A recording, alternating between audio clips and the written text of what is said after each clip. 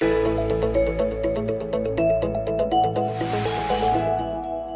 week's Parashat left us very disappointed.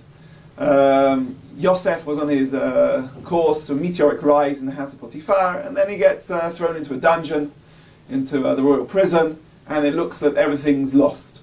And then Yosef again begins to rise to the heights, and eventually he befriends the butler. He interprets his dream. It seems the butler is going to be restored to his position in the royal household, and Yosef sees his opportunity. He turns to the butler and asks the butler to remember him. Kim zachartani, you should remember me. Vizkartani el Paro, and you should mention me to Paro. And Yosef sets up the plan, sees a way of how to get out of the dungeon. But it all falls on its face. We're told immediately, Lo zachar sar mashkim et Yosef v'yishkacheu. He forgot him, and now Yosef's left back in the dungeon, and there's no hope whatsoever. And that's the end of the parasha. This week we learn actually things worked out.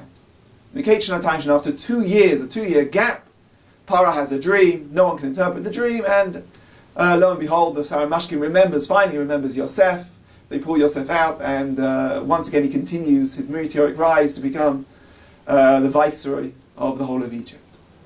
Why did Yosef have to wait 2 years? Why couldn't he simply, according to at the end of last week's parasha, we were expecting Yosef to be released within 3 days. The Sarah Mashkim was released 3 days. In 3 days, it should have been the end of the story. Why was he forced to wait 2 years? So Rashi already tells us, because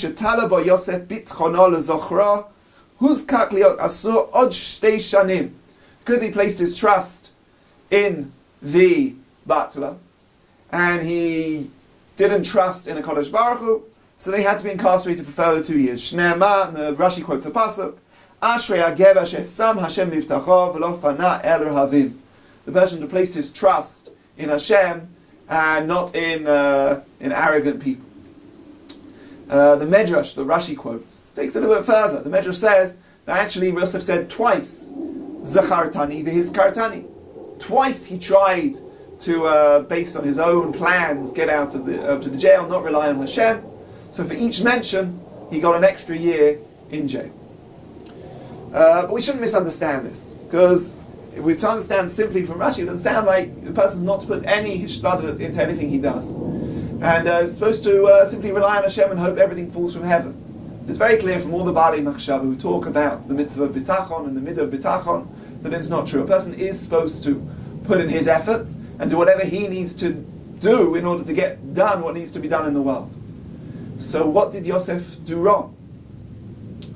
So if you read carefully Rashi's very medayek in his words. He doesn't say the problem was Yosef set up a plan to try and get out of the jail. The problem was when they should tala ba Yosef bitchono lezochro.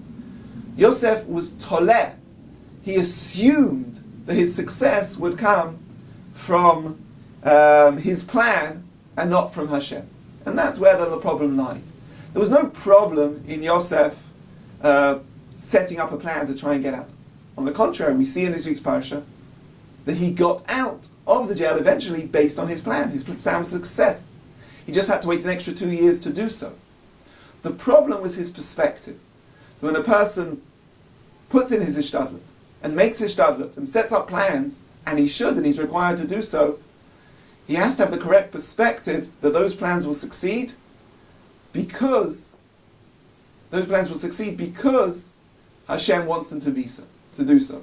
So Rabbi Chaim points this out in Chabat Levavot when he's explaining the whole parasha here of Yosef. He said the problem of Yosef was perspective. So it turns out that a little bit of ishtadlut is a good thing, but if you overemphasize, if you do too much, then it becomes problematic.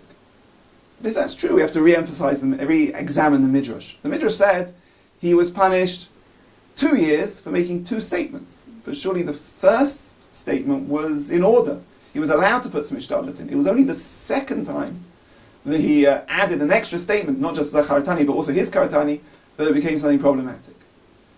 But that's exactly the point we made. The problem here is not how much ishtadlut a person makes, it's the perspective. And the moment Yosef showed that he had an incorrect perspective and thought that his success would be based purely on his own efforts, at that point, all of Ishtadlet became problematic, and therefore he was punished for 2 years. A lot of Ishtadlet is fine, as long as the person has a correct perspective. And even a little bit Ishtadlet is problematic when the person has the wrong perspective. Shabbat Shalom.